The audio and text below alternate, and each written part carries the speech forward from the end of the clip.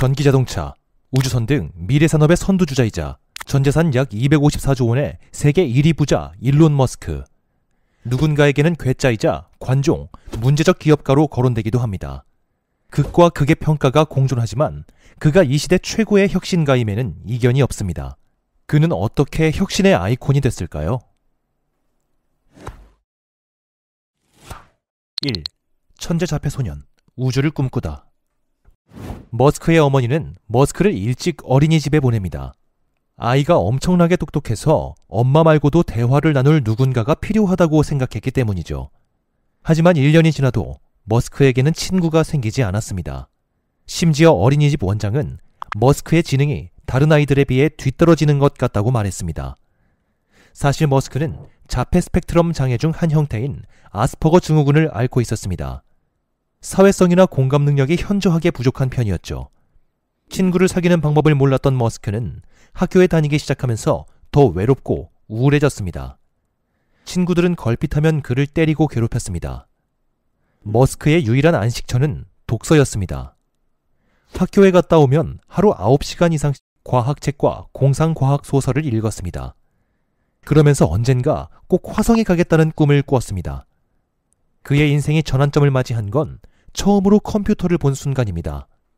11살에 쇼핑몰에서 컴퓨터를 본 머스크는 며칠 동안 아버지에게 컴퓨터를 사달라고 졸랐습니다.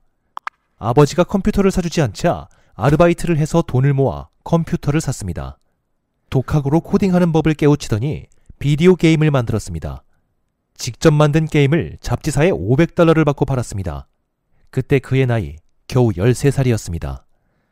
고등학교를 졸업하고 캐나다 퀸스 대학을 거쳐 미국 펜실베니아 대학에 편입한 머스크는 처음으로 친구들을 사귀입니다.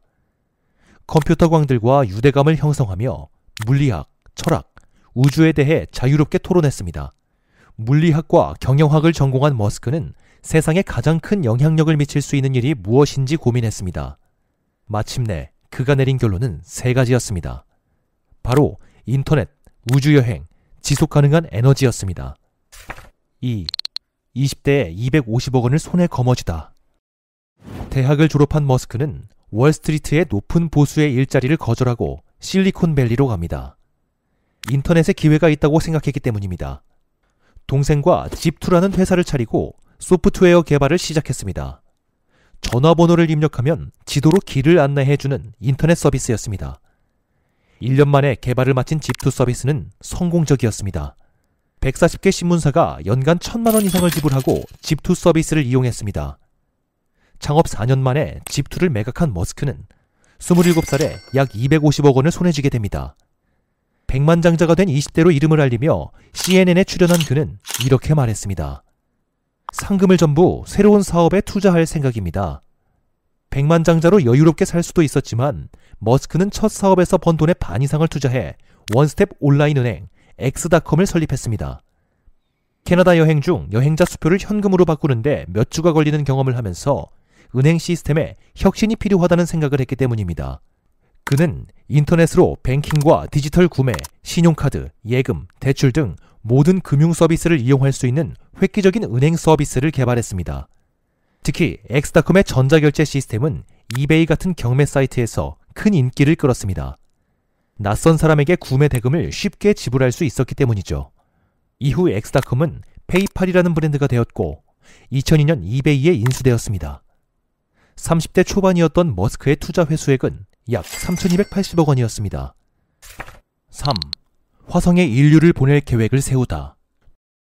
두 번째 사업으로 더 큰 돈을 번 머스크의 다음 목표는 훨씬 고차원적이었습니다.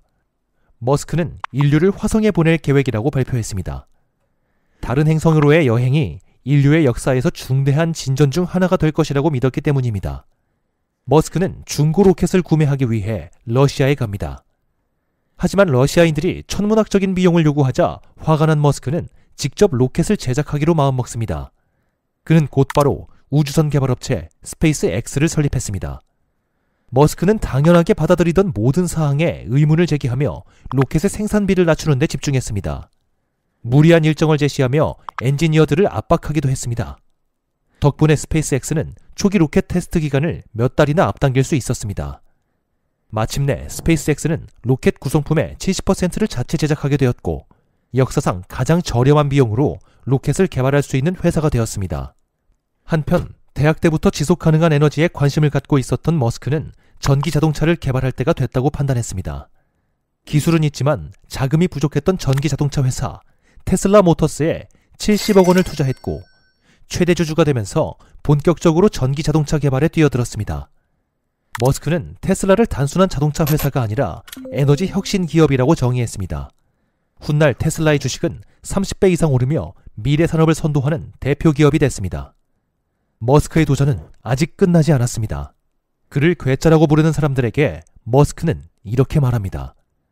혹시 저 때문에 기분이 나쁜 사람이 있다면 그저 이렇게 말하고 싶네요.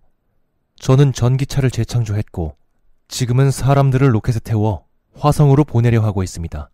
그런 제가 차분하고 정상적인 사람일 거라고 생각하셨나요? 미래는 꿈꾸는 것이 아니라 만드는 것이다.